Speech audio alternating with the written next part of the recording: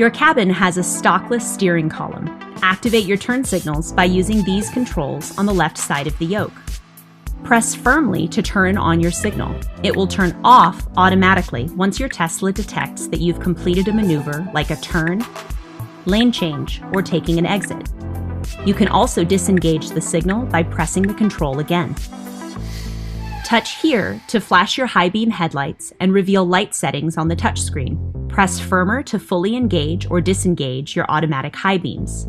If you prefer to dim your high beams manually, tap here to disable auto high beam.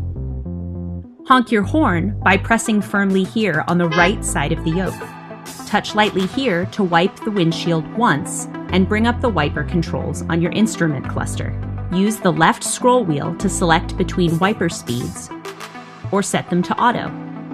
A firmer press on the wiper control will spray the windshield. Spin the left scroll wheel to change the volume of media or a phone call. Press this control in to pause, play, mute, or unmute audio. Push it right or left to skip between tracks or radio stations. The right scroll wheel is for autopilot. Press here to initiate a voice command. You can ask your car to do just about anything, and it's constantly learning new commands.